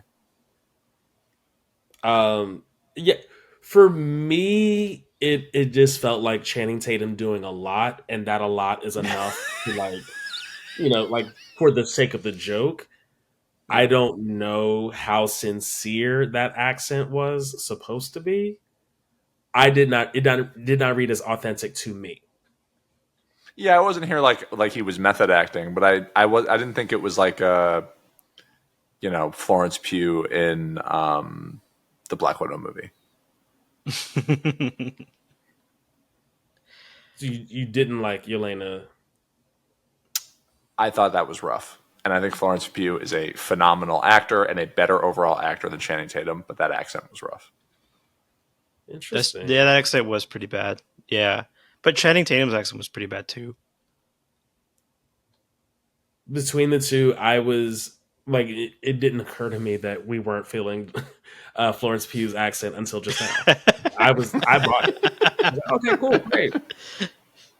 For all of the zero Russians that I talk to on a regular basis. But yeah. Also to jump over to, I know I've been kind of taking us on a wild journey of like the old to talk about some of the new. Emma Corrin as Cassandra Nova, who is introduced as Charles Xavier's twin who tried to kill him in utero. Thoughts on her performance and her deliveries? Unbelievable. Just pretty good. I don't know how what that character was supposed to be, but I enjoyed it. Yeah, I know nothing of the character, but sorry, you go. I've not known. I'm with y'all. I've not known a lot about Cassandra Nova before this film. Really, like when this came out, I was like, "Oh, this is." I thought Charles had the one brother, and that's ironically enough Juggernaut. Oh, I never knew that. Yeah, in the comics, the two of them are technically stepbrothers, and Messy. growing On the up, mom's side or the Charles dad's was side? bullied by him. The X-Men family trees they become like Targaryen family trees almost immediately. Like everything is so intertwined and connected. Mutant on mutant, fucking. Yeah, maybe Yeah. mutations is just incest. A lot of Americans, potentially a lot of Southerners. Moving on. I agree that Emma Corrin was incredible as Cassandra Nova, not knowing really anything about what the character should be delivering. I appreciated what she gave us. I really enjoyed the depiction of her ability to use telepathy and that like she had to touch a person. What I had to look up afterwards, and I still haven't found a clean enough image, is what her nail beds look like because those CGI hands, I'm assuming they were CGI, like going through their head. Like No, her she nail just did beds were that, dude. so. She just did that. She was just like putting her fingers in everybody's heads. But like the length of her nails seemed obscene, and I am a person who has large nail beds, but I was yeah, it's like it's adding to the eerie aesthetic. It felt very Slender Man y. Yeah, I thought that her depiction of the mind control was just so visceral. Like I would have expected to see this in a Multiverse of Madness. Just something so kind of like off putting in just like how tangible everything looked for the most part.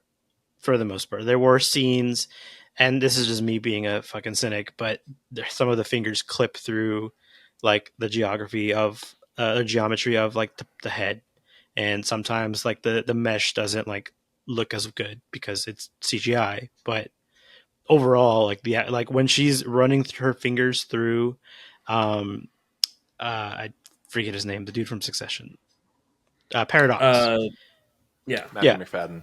yeah. When she's running her fingers through and the eyes kind of like pop up for a little bit, or like the nose kind of like tweaks a little bit, even though it's already broken. Like, it's just gross.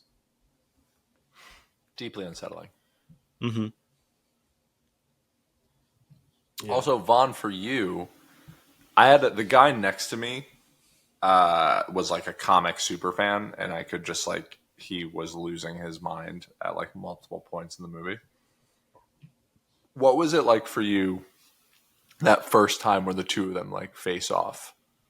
Like, what was that like? What was going through your mind when Um, they're just like getting ready? just like here we go. I was thankfully in an equally like amped theater, so I didn't feel out of place. But yeah, I was totally here for it, and in a way that like knowing that it was no holds barred. Like yes, like the two of them know that they can really go at it with each other, but now we're like again, it's Marvel. Like so, we've got the budget, we've got the trust of the audience, and I fully trust Ryan Reynolds to put all this together. It was incredible to watch. Kind of painful in certain points because again, I'm not like the biggest fan of gore. Although the way I felt like I got like baby stepped into it in this film, it worked a lot for me. There was speaking of like being a huge comic fan though, there was one moment I have, and it's not super often that it happens for me, but one moment I had where I was completely by myself in celebrating something, which was when at the end when the two of them got blasted back into that shoe store. It's the name of the shoe store was Liefeld's Feet Store, and I lost it. And I was like, and nobody else like really like responded or reacted. And I was like, okay, maybe I am a little too deep. And then having was gone back, I sometimes do this. I'll rewatch. I'll like actually watch trailers after I've seen a movie to see kind of how much they reveal. And to be fair, that clip Mhm. is in the trailer. But for the less initiated, which sounds like the both of y'all, which is total to be expected, uh, Rob Liefeld, I believe, is the creator. Like he created the character of Deadpool, but he famously was a big comic artist in the like 80s and 90s, and so all those edgy like um, giant muscles, like all that sort of depiction. Go for it.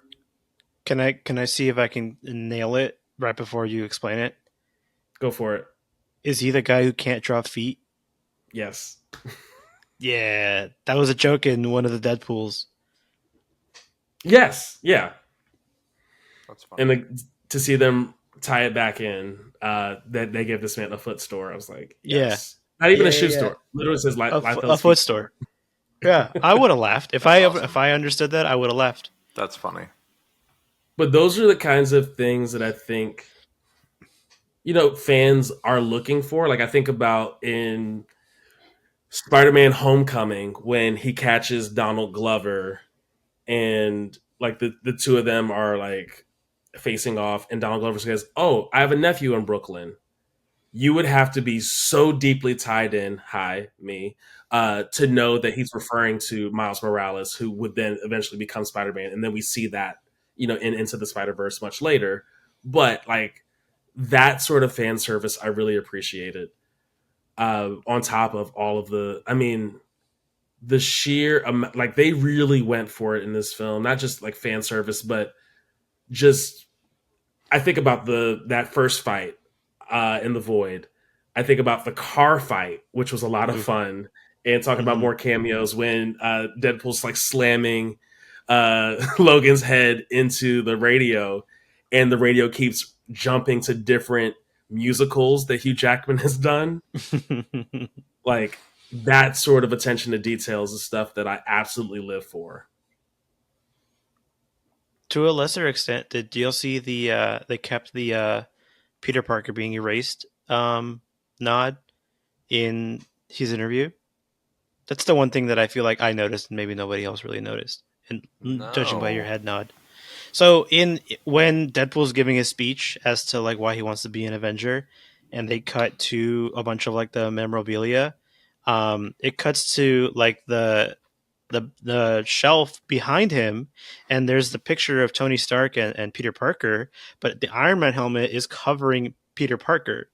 So you I don't noticed see that. Peter, but you know that picture is there, and you know where that picture was from, but it's still covered up because Peter Parker doesn't exist. I thought that was cool. I didn't tie That's those nice. two thoughts together, but you're absolutely on the nose. Also, wouldn't Tony be dead and not be able to make a cameo to Deadpool's like That's because request? it takes place beforehand. Yeah, that was in 2018. So that would have been right during and like Oh, right before. right, because it said 2018. Yeah, yeah, I forgot. I forgot Yeah, there was a date. That was another point where I was about to get big mad. If you showed up. oh, if Yeah. RDJ Yeah. came in, Ah. Yeah. I mean, I don't know that the two of them have had a whole lot of interaction. Iron Man and Deadpool. No, but just because he was like trying out for the Avengers and like Tony Stark kind Yeah, of is yeah. like the head of the Avengers, and I just was like, I don't. Even though that takes place in the past, I don't want It would have been especially infuriating given that at the time he had already been like isolating and like was like raising his family in the woods. So yeah, it would have been a lot of justification they would have had to have had. Was 2018 in that 5 year gap? Well, 2018 would have been just as they were gearing up for the war. So yeah, maybe this. Sorry, no family in the woods, but Iron Man was definitely not as present. Or no, maybe not. I'm gonna trust Ryan Reynolds and Disney that they got the timeline right. Don't always Fair. do that because they got the timeline wrong about Peter Parker and when like cutting back to Homecoming Yeah, but that was versus Disney. Does not Ryan Reynolds. have it. And that was partially Also, Fox. shout out Or to Blake Sony. Lively. I didn't know Blake Lively was in Gossip Girl. I've I never never seen watched Gossip Gossip Girl, and Girl. that's the only thing I know about Gossip Girl is that Blake I don't know Lively was. anything about Gossip Girl other than Gossip like XOXO or whatever the fuck. I know nothing, actually nothing. And so when he made that comment about Gossip Girl, I was like, that's kind of weird. And then I found out she was in Gossip Girl, and I was like, oh, okay, not as weird. And she voiced Lady Pool, which I think everybody was speculating would happen. Apparently, there was The a rumor that it moment, was Taylor Swift. It's because they're friends. um, oh, that makes sense. The moment when he was like, "Oh, Lady Pool's like a like really good looking or whatever," I was like, "Oh, Blake Lively's in this movie." Yeah, and the And there perfect was dog. another Blake joke. There was like another Blake joke that was made at one point. I can't Yeah, I remember. think he said her name as well. Yeah, he says Blake at one point. Yeah. There's so much. There is like we're not even mentioning like everything.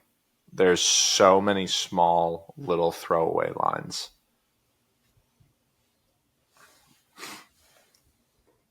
My heart is full.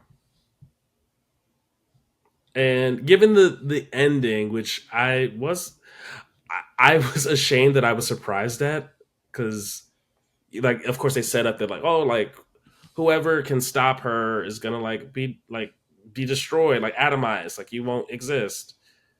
It didn't occur to me that like okay if you cut that in half and then you take two regenerative superpowered humans then yeah they could both survive. I was genuinely ready for either of them to like make it their final goodbye And when they had the initial farewell, that moment hit me so deeply because I think about, obviously to a much lesser degree, but like the in general, the idea that you are so passionate about a project that you put a lot of blood, sweat, and tears into it, and that is Ryan Reynolds with Deadpool in like the journey from Wolverine Origins to now Deadpool and Wolverine, and as he's saying like the thank you, as Deadpool is saying thank you to this variant of Wolverine, I only read it as Ryan Reynolds thanking Hugh Jackman because had there been no Hugh Jackman in that the surge of the X-Men properties, we would have never gotten the flop of Deadpool and then that resurgence and slow rise of this Deadpool character. So to see that moment and to see like the tears well up in his eyes, that is the one gripe, if anything, I have about this film is that the emotional moments that really could hit super hard don't really get to because they're usually coupled with a really harsh or raunchy joke. But like the speech that Logan gives right before they fight in the car, like Oof. about like you're nothing and you never mattered and all that. It's like God, that sucks. And then for the response to be like, "I'm gonna fight you now," which yes, like is the appropriate Deadpool response, but like I there were a couple moments I was like, let us sit with some of this stuff a little bit more, maybe. Yeah, that speech in the car was just so. That's probably one of my favorite parts of the movie, if not my favorite part of the movie.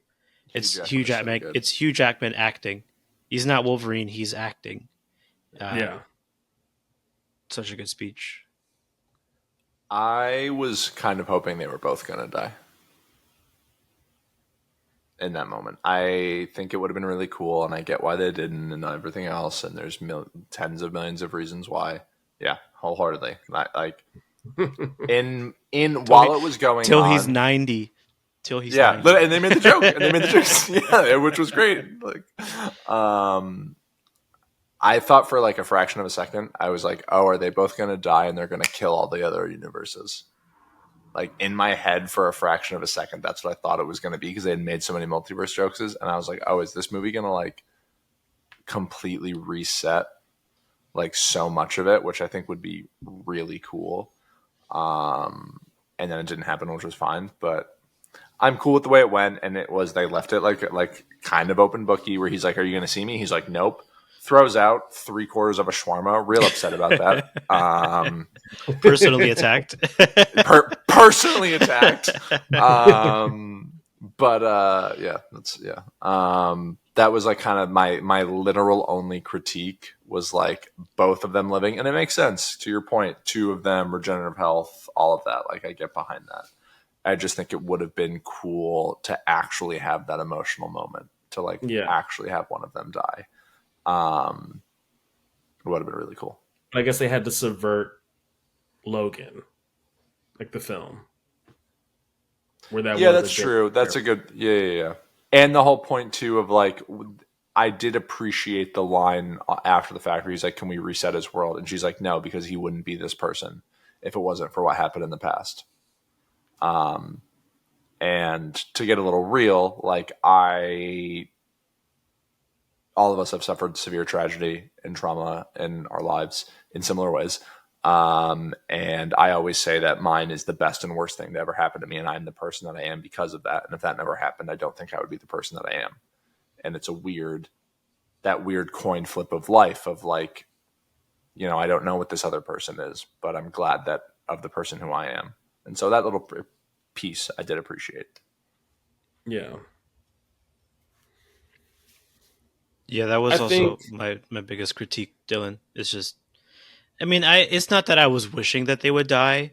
If they did, I'd kind of be a little bummed out, but I don't know how I feel about both of them existing, unless of course they stay in their own universe, which it sounds like they will. Unless I'm assuming Secret Wars, which is Avengers 6 in like 2030 whatever, when he'll come back, because even like they mention it, there's the clip of that other Hemsworth brother reprising his role as the Thor in Yeah. the yeah, but they're like, oh, this is like way in the future, so it's when they have Secret Wars eventually in 2030, Deadpool will come back. But I didn't care if they died. I didn't care if they lived. I just hope they don't bring back Wolverine. Although for the money, it makes sense. I did see something though that Kevin Feige wanted to recast him, and they wanted to go in a different direction because he think he did say that he agrees that like Logan and like that sort of portrayal of the character is just so like unique and so perfect, and he doesn't really want to touch that. So if they do Yeah. end up recasting Wolverine, it'll be just completely different.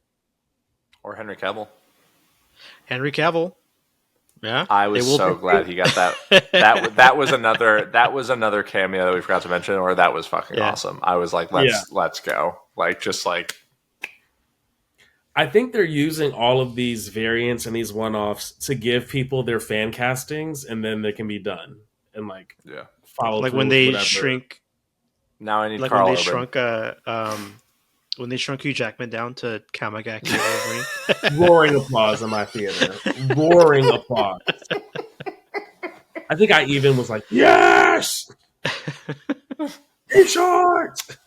Yeah, I mean, I guess I'm trying to think of who I really would have liked Carl Urban to play him. I think Carl Urban's too old now, and technically is in the MCU, but like played such an irrelevant character that they could have just, you know, hand waved it People have away. played Who would? multiple semi-significant characters a bunch in the MCU. Yeah, who would y'all potentially want?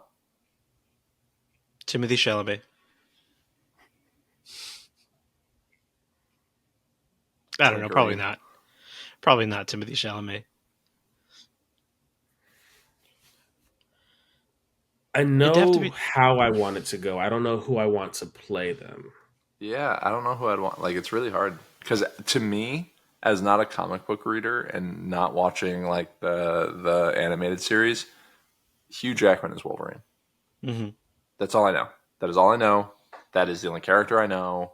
I've never watched X Men '97 or like anything like that. Like, and I know he's not super comic book accurate. Like, hence the whole jokes of him not wearing the suit and like making it a big deal. He wore the suit and then pulls up the fucking mask and like Yeah. so that to me, like I understood what was happening. I had no emotional like gripe with me. I don't really know. Part of me was like maybe Kit Harington, but he's already been in the MCU. Like I'm trying to think like Short Mm. Kings. I mean, that's the thing. You got to go real short. Kevin Hart. Uh, like if he digs in like and was younger, like Scott Can, maybe. I know that But name, but it's he was one of the two. Like it would be him and Casey Affleck in the Ocean's movies. oh yeah, that's a good casting. That's a good call. Yeah. But funny enough, Dylan, that you've not seen X Men '97. X Men '97 finally, I think, is one of the first properties in a very long time, maybe if ever, that actually handles Wolverine in an appropriate way, which is that he's just a part of the team. The X Men is about the team. None of this centralizing a certain person. And if anybody is centralized, it's Jean Grey, Scott Summers. Like Wolverine is not really Nah, he's the the X team Man. rotates and Wolverine is just a part of it. Who's Scott Summers? Is he Cyclops? Cyclops. Yeah. Yeah. I loved Cyclops in like the first few X-Men movies. It's the guy from Sonic. James Marsden. That was James Marsden? Yeah. That's crazy. I didn't Horny put together comic. when you're like the guy from Sonic. When you were like the guy from Sonic, I was like, I didn't, yeah, damn. Yeah, That's Emma had not that smart. same reaction when we were watching X Men. She was like, "That guy looks so familiar." Like, that's the guy from Sonic. He was like, "What?" He also Fuck had a string of Westworld, I movies where guess. he was getting left for other. He was getting left sometimes at the altar for other people. Like in X-Men 3, he got like Jean Mm, Grey left him and killed him. hmm. In I think in around that same Spoilers. time, the Notebook happened, where Oh, he wasn't in uh, a. Yeah, yeah, yeah, yeah. yep, He he was in was a notebook. the boyfriend slash Yeah, fiance that yeah, yeah, yeah, yeah, yeah. Rachel McAdams left. Never In seen it. Spider-Man 2, you've never seen the Notebook? Yeah, no. Davina, like I Fix said it. before, Davina doesn't give a shit about it, so I don't. Fix it. Don't let Davina be your excuse to not watch a rom com. What do you want? There you go. I've I seen don't it. There's my know. reference. I don't know. It's not that simple. Oh my gosh. Um, yeah, and then he also got left in another Marvel movie in Spider-Man 2. He got left at the He was the altar. astronaut. No. Yep, he was Mm-hmm. Jay Jonah's son. Mm-hmm. James Which Marsden has Spider-Man? been getting his heart broken for a long time. Would you say, Dylan? Sam Raimi Spider-Man 2, Andrew Garfield Spider-Man 2. All right, Sam Raimi's. Nobody got married in Andrew Garfield's Spider-Man 2, did Never they? seen Andrew Garfield Spider-Man. I was in college. No car. Can't get to a movie theater. So like You 2012 to 2015 in movies is like is real difficult for your boy. Weren't you in DC? Um, Not at the time. No, I was in Connecticut. Oh, Actually, at that point, I was in Worcester, Massachusetts. Shout out Assumption, go Hounds. But yeah, not a whole lot going on. Lots of Lebanese people in Worcester. That's all I really got. But not a whole lot else going on. huh? Fix it. yeah. You are a Marvel hater, dude. Because I didn't see a movie because I had no means. Are you poor shaming me for not being able to afford a car? No, I'm saying that if you would have had these movies in pivotal points of your life, you would have appreciated Marvel. I agree. Because I was a kid when all of this came out. I mean, I was in eighth grade when Iron Man came out. I remember it. Dude, But I was in sixth grade when Iron Man 2 came out. that math isn't mathing. You're only like 2 or 3 years younger than me. If you were No, in he's eighth grade, I four. was probably yeah. He's 4 years You were younger than born in me. 98? Yeah. You're 98? Oh, okay. You, Damn. you, you just You're a turned 30, bro. youngin'. I know. I'm old as fuck. Yeah. Um, You're going to I join remember Vaughn for the because the three AARP of membership. us. What? Fuck you. The three of us have the same age gaps as me and my blood brothers, just in the oh, that's opposite cool. directions. Hmm. I'm 6 years younger than my older brother. Actually, no, it's the same gaps. Yeah, exactly. Because it's four and four and then six. Yeah, and then 10 between the eldest and youngest. Um, yeah, I just didn't see I don't know. I don't have that same feeling towards DC, and like the Batman movies came out at like super pivotal like ages for me. So you're saying You know, wait, you don't hate DC, or you do like you like DC? so here's the I don't hate Marvel like in the sense of there's nothing that Marvel does. I just think that like in a post Endgame world, they're in a really rough spot, and I have no like I have a standard, and they're not hitting that standard. That's all. And like I don't dislike comic book movies. I loved Deadpool. I loved Guardians 3. Like I love Shang-Chi. Really good movie. Like it isn't like they can't do anything right. But I'm not gonna like eat the slop for the sake of eating the slop. I forgive you. Slop is good. Sometimes Slop is fun. I would believe the Taylor Swift and Chainsmokers fan to think that. So I Oh get my it. god, low blow, low blow. Now shots are getting fired.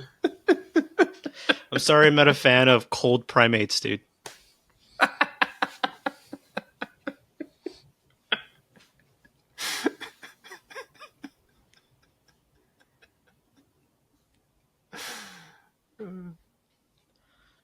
I'll leave it there.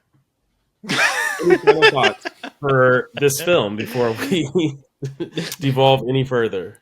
If you're still listening, unfortunately, you've been spoiled on like a really good movie. But please see this movie. It's really fucking good. It's really good. I'm shocked at how good this movie is. And like, I don't want to say Marvel's back because I think this is a standalone. But like, No, Marvel's back, dude.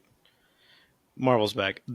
Dude, I haven't felt this excited to watch a Marvel movie. Like the atmosphere all around this movie hasn't been the same since post. This has been the biggest Marvel thing to come out since post Endgame.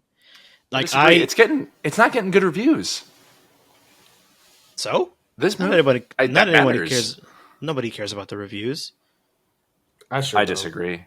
I love that the comic book fan who I bought a Spider-Man like comic for his birthday like doesn't care about the reviews, but like there are First of all, swarms no, of we're going to go people. back. Let's address this right now. I've never cared about reviews for anything. I've never cared what other people think Yes. about a thing. Yeah, So I know that. I know that in about this Vaughn. case, it is true that I am the comic fan, and I'm saying I don't care about the reviews. But in general, I think people should go and experience the thing for themselves and not let what somebody else and their other experiences completely decide what they enjoy or don't enjoy. I think But perspective is important, but like a number from a bunch of randos isn't as valuable to me as, oh, so and so's opinion on this thing is XYZ.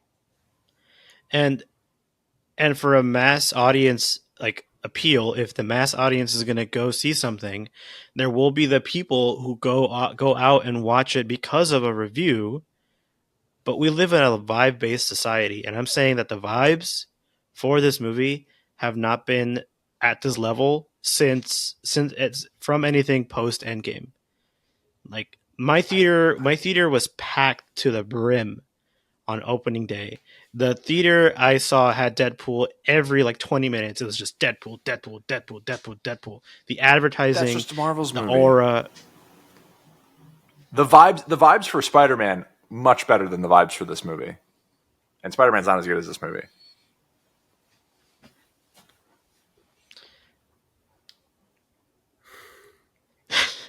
Cook them. Cook them. I know I'm in the minority of that. I know, but I personally do not think that No Way Home is that great of a movie. But even Guardians 3, I'd say the vibes for Guardians 3 are better than this movie. This movie's got a 50 on Metacritic, The vibes for which this I think movie. is crazy, by the way. But I'm sorry, but I think a you're lot just of wrong. people are going to look at that, and I don't think the box office is going to be as good. That's all. This dude is we're again cementing the timeline. Is literally day 2. The movie True. came out yesterday. We have no idea what the box office will be. We honestly probably do, though. Like, they're so good at tracking this stuff that, like... All right, let's look it up before we end. I will say, having looked at it earlier today, I was just like, I wonder like how the theaters are doing. I did like kind of pick a couple of different theaters over the course of the weekend. A lot of them super packed. The only one that I saw that had any seats of decent availability was like a 1 a.m. showing for like tomorrow morning. I had to see it at Alamo, and I've never seen Alamo that busy. It took me an hour and a half to get my food at Alamo, which is insane. I had to and I've never done this before in like the 3 years I've lived in LA. I had to like click the thing again, and I'm like, "Where's my food?" I ordered food some time ago. I ordered cauliflower wings. Nothing too serious. It's 180 million. Seems like what's going to be the box office. That's good. Yeah, 180 million on a Thursday. A Thursday. No, not for one day. No, 180 million for the weekend. Oh, projected for the weekend, which is good, but not even close to like what Spider-Man probably blew that out of the water. I'm assuming that Guardians did probably too. Now I need these figures. Yeah. No Way Home did 253 million in the middle of a pandemic. And then Guardians did 118. Sorry, 170. 100 Uh, total. No, Guardians 3 sorry. did 290. God Yeah, damn, that's 290. crazy. That's all. But at the same Dead, time, you got to think about all the factors. And this is not me Deadpool straight up defending. This is just saying the facts. This is a rated R film. Like the numbers aren't going to be as high. and That's a good point. Deadpool 2 made 125 mil on the weekend. Deadpool 2 did the same box office as Deadpool 1. Deadpool 2 is not that good of a movie. It's not bad. It's like there was a big budget increase and it made the same amount of money.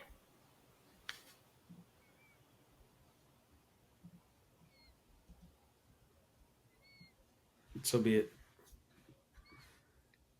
TBD. We'll come back next time and find out what the figures were. Yeah. And just so that I know what to be upset about, you're saying this was not as good as this was better than Spider-Man No Way Home. For me, I found this movie to be better than Spider-Man No Way Home.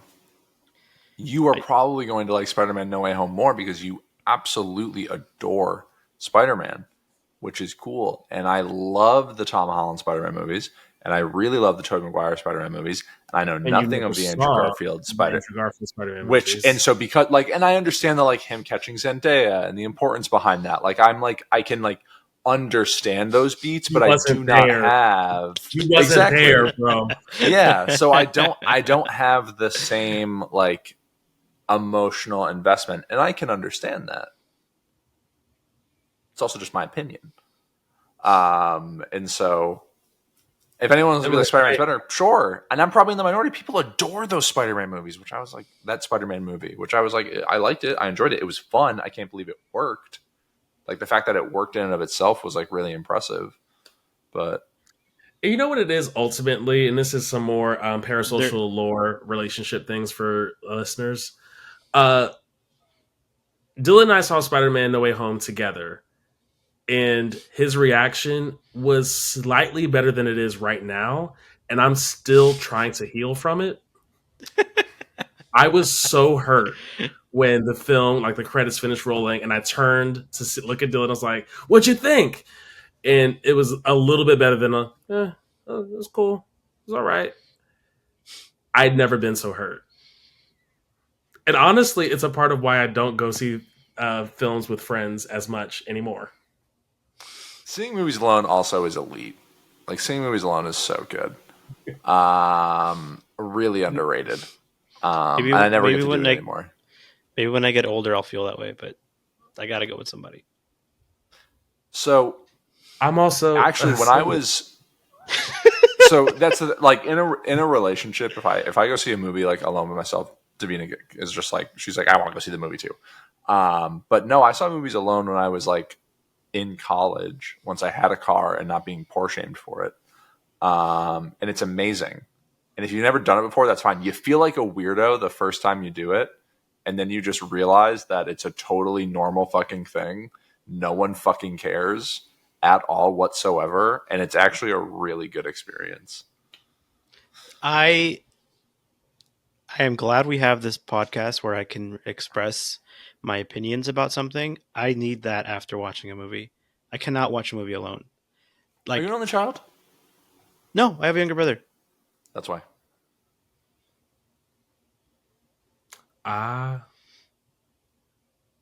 some time with yourself and your thoughts. I'm the middle of three, but I grew up an only child. I have two half sisters, but like yeah, same thing. It's like it's not the same.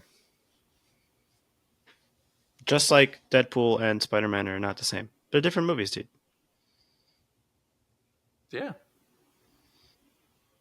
So it's but not they're fair doing comparison. similar things, and we'll dissect this another time because we've already crossed a very wild. 2 hours. My Mac's about to die. I got the like plug it in, and I'm nowhere near a charger. So how are you not? Same. We're gonna have to. We're gonna talk about your your show practices afterwards. I moved. And there's a lot going on, and I'm trying to set up a little thing. Okay, I've got my Mac sitting on an Amazon box right now to give me like decent angle from a camera standpoint. Sure. I'm back in 2022. One last thing before I rate it. I like that the visual aesthetic of a universe dying is consistent between Loki and this movie. Just wanted to mention that the little strands of the thing literally disappearing. If anybody saw Loki season 2, that strand kind of like eerie, kind of like trypophobia, but with strings. That same visual aesthetic was in this movie. I like that. Anyway, rating 7.5. Great. Deadpool 2 is my favorite Deadpool. I'm just going to say it quick unless I die. 9.5 and an A. I would say a solid 9 and an A. Homework, very little. Get slightly like dial back the jokes 5% and allow the emotional moments to breathe. Yeah, same. I'll probably give it a 9 too, and an A minus. Now that I think about it a little more. Fine, I'll give it an 8. That 0.5 made its way over to that 0.5 made it to a B. What would you give No Way Home?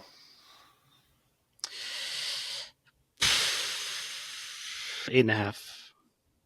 Oh wow! 9. Okay. 8.5, 9. Wow! 9.5. You had to be there. I'm sorry, Dylan. You had to be there. I'm not. I don't disagree. I don't. I've never fought against that. I openly said that. Shut up, nerd.